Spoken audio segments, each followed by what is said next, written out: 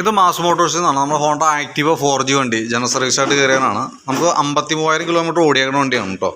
അപ്പോൾ സർവീസുമായി ബന്ധപ്പെട്ട് നമ്മൾ അതിൻ്റെ ബാക്ക് ബ്രേക്കിൻ്റെ ഭാഗം നമ്മൾ ചെക്ക് ചെയ്യാൻ വേണ്ടിയിട്ട് അയച്ചിട്ടുണ്ട്. ബ്രേക്ക് നമ്മൾ പിടിക്കുമ്പോൾ തന്നെ ഒരു ചതഞ്ഞ രീതിയിലുള്ള ബ്രേക്കാണ്. നമ്മൾ ചെക്ക് ചെയ്യുന്ന സമയത്ത് ബ്രേക്കിൻ്റെ ലൈനർ കമ്പനി ലൈനർ അല്ല, ഇതൊരു ഏനൽ എന്ന് പറഞ്ഞിട്ട് കുറഞ്ഞ ബ്രാൻഡാണ് ഈ കിടക്കുന്നത് കേട്ടോ, ഡ്യൂപ്ലിക്കേറ്റ് ആണ്. അപ്പോൾ അത് ബ്രേക്ക് ലൈനർ മാറ്റി ഇടാണെങ്കിലാണ് നമുക്ക് ആ ബ്രേക്ക് കറക്റ്റായിട്ട് കിട്ടുള്ളൂ. ഇതിപ്പോൾ പിടിക്കുമ്പോൾ ഒരു ചതഞ്ഞ രീതിയിലാണ് ബ്രേക്കിൻ്റെ ഒരു പെർഫോമൻസ്. അതേപോലെ തന്നെ നമ്മൾ അതിൻ്റെ എയർ ഫിൽറ്റർ ക്ലച്ചിൻ്റെ ഭാഗം ചെക്ക് ചെയ്യുന്നുണ്ട്. എയർ ഫിൽറ്ററൊക്കെ നമുക്ക് നല്ല ഫിൽറ്റർ കിടക്കണേ, കമ്പനി ഫിൽറ്റർ തന്നെയാണ്, ഹോണ്ടയുടെ ഒറിജിനൽ ഫിൽറ്റർ തന്നെ കിടക്കണം കേട്ടോ. പിന്നെ ക്ലച്ചിനകത്ത് നമ്മൾ നോക്കുമ്പോൾ ക്ലച്ചിനകത്ത് ഈ ക്രാങ്ക് ഷാഫ്റ്റിൻ്റെ ഇവിടുത്തെ ഓയിൽ ലീക്ക് കാണിച്ചു തുടങ്ങിയിട്ടുണ്ട്. ഓയിൽ സീൽ ലീക്കായിട്ട് ഓയിൽ ഇങ്ങനെ താഴേക്ക് ചാടി തുടങ്ങിയിട്ടുണ്ട്. അത് പുറത്തേക്ക് വന്നു തുടങ്ങിയിട്ടില്ല, അതായത് ആരംഭമാണത്. അപ്പോൾ കൈയോടെ തന്നെ നമുക്ക് അതിൻ്റെ ഓയിൽ സീലൊന്ന് മാറ്റിയിടാം. ക്ലച്ച് ഷാഫ്റ്റിൻ്റെ വേറെ പ്രോബ്ലം ഒന്നുമില്ല. പിന്നെ അതേപോലെ തന്നെ ഈ വേരിയേറ്റർ ബോഡിയുടെ അവിടെയായാലും വേരിയേറ്റർ ബോഡി ശരിക്കും ഇവിടെ ഒട്ടും പ്ലേ വരാൻ പാടില്ലാത്തതാണ്. ഇവിടെ തേമാനം കൊണ്ട് വന്ന് പ്ലേ കാണിച്ചു തുടങ്ങിയിട്ടുണ്ട് കേട്ടോ. അത് ശരിക്കും പറഞ്ഞാൽ അതിൻ്റെ കംപ്ലയിൻസ് ആയിട്ട് നമുക്ക് കിട്ടണം എങ്ങനെയാണെന്ന് വെച്ചാൽ ക്ലച്ചിൻ്റെ ഭാഗത്തുനിന്ന് ഒരു മുഴക്ക സൗണ്ട് ആയിരിക്കും. ഇതിപ്പോൾ അത് ആരംഭമാണ്.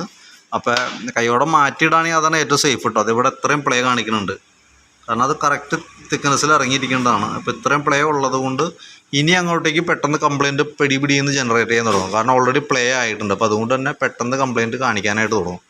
ബെൽറ്റിൻ്റെ കണ്ടീഷൻ കുഴപ്പമൊന്നുമില്ല. 50 ചില കിലോമീറ്റർ അയക്കണമെങ്കിലും ബെൽറ്റ് വേറെ പ്രോബ്ലം ഒന്നുമില്ല, കമ്പനി ബെൽറ്റ് തന്നെയാണ്. അത് നമുക്ക് അത് തന്നെ യൂസ് ചെയ്യാം. ബെൻഡെക്സ് യൂണിറ്റിൻ്റെ പെർഫോമൻസും അതിൽ നമ്മൾ ചെക്ക് ചെയ്യുമ്പോൾ ഓക്കെ ആയിട്ടാണ് കാണിക്കണേ, വേറെ പ്രോബ്ലം ഒന്നുമില്ല കേട്ടോ. അതേപോലെ തന്നെ ക്ലച്ച് വെയിറ്റ് സെറ്റ് യൂണിറ്റ് ഭാഗമൊക്കെ ഒന്ന് ക്ലീൻ ചെയ്ത് ഗ്രീസിങ് നടത്തി നമ്മൾ റീസെറ്റ് ചെയ്യുന്നുണ്ട്. ക്ലച്ച് ഔട്ടർ ആയാലും വേറെ പറയത്തക്ക വേറെ കംപ്ലയിൻ്റ് ഇല്ല. കിക്കറിൻ്റെ വീലായാലും നമ്മളൊന്ന് അഴിച്ച് കൂട്ടത്തിക്കടെ ഗ്രീസിങ് നടത്തി ക്ലച്ച് കവറിൻ്റെ ഉള്ളിലുള്ള പൊടിയൊക്കെ ഒന്ന് ക്ലീൻ ചെയ്തിട്ടാണ് നമ്മൾ റീസെറ്റ് ചെയ്യുള്ളൂ കേട്ടോ. പിന്നെയുള്ളത് നമ്മൾ എഞ്ചിൻ ഹെഡിൻ്റെ ഭാഗത്തേക്ക് വരുമ്പോഴത്തേക്ക് ഇവിടെ ഗ്യാസ്കറ്റ് ലീക്ക് കാണിച്ചു തുടങ്ങിയിട്ടുണ്ട്. ഈ സൈഡിൽ ഓയിൽ ലീക്ക്. കാരണം എന്ന് വെച്ചാൽ നമ്മളിപ്പോൾ നെക്സ്റ്റ് സർവീസ് ശരിക്കും പറഞ്ഞു കഴിഞ്ഞാൽ നമുക്കൊരു 4 മാസം കൂടുമ്പോൾ സർവീസ് ചെയ്യേണ്ടത്. അപ്പോൾ ഒരു വർഷം 4 മാസം വരെ ചിലപ്പോൾ നിന്നില്ല, അതിക്കും ഉള്ളിൽ ചിലപ്പോൾ ഒരു വർഷം കംപ്ലയിൻറ്റ് കൂടാനാണ്, ഓയിൽ ലീക്കിൻ്റെ ഇത് കൂടുതൽ കാണിക്കാനായിട്ട് സാധ്യതയുണ്ട്. അപ്പോൾ അതുകൊണ്ട് കൂട്ടത്തിയുടെ കൈയോടെ മാറ്റിയിടണമാണ് സേഫ്. അത് നമുക്ക് ഇടയ്ക്കിടയ്ക്ക് കംപ്ലയിൻറ്റ് വരാറുണ്ട്. കാരണം വെച്ചാൽ ഓവർ ഹീറ്റിംഗ് പറഞ്ഞാൽ നല്ല രീതിയിൽ ഹീറ്റിംഗ് പറഞ്ഞ ഭാഗമാണ്. അപ്പോൾ ഗ്യാസ്കറ്റ് എന്ന് പറയുമ്പോൾ റബ്ബർ ടൈപ്പ് ഗ്യാസ്കറ്റാണ്, അതുകൊണ്ടാണ് ആ ലീക്ക് കാണിക്കുന്നത് കേട്ടോ.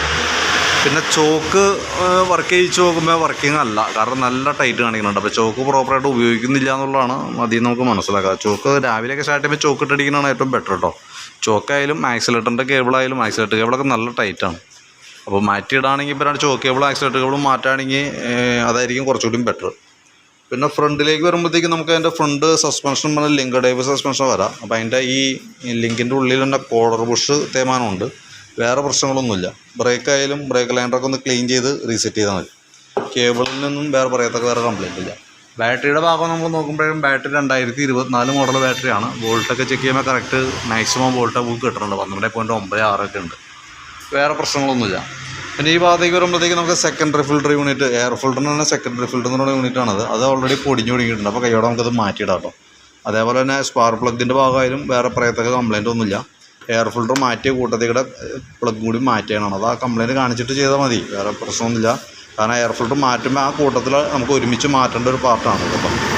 പിന്നെ അതേപോലെ എൻജിൻ ഓയിൽ മാറുന്നുണ്ട്. അപ്പോൾ നമുക്ക് നിലവിൽ ചെയ്യേണ്ടത് ഒന്ന് എൻജിൻ ഓയിൽ മാറ്റണം, ബാക്കിൽ ബ്രേക്ക് ലൈനർ ചേഞ്ച് ചെയ്തിടാം, സെക്കൻഡറി ഫിൽറ്റർ യൂണിറ്റ് മാറ്റാം, ആക്സിലേറ്റർ കേബിളും ചോക്കിൻ്റെ കേബിളും ചേഞ്ച് ചെയ്തിടാം. ഫ്രണ്ടിലേക്ക് വരുമ്പോഴത്തേക്ക് നമുക്ക് അതിൻ്റെ കോളറിൻ്റെ ബുഷ് മാത്രം ഒന്ന് മാറ്റിയിടാം.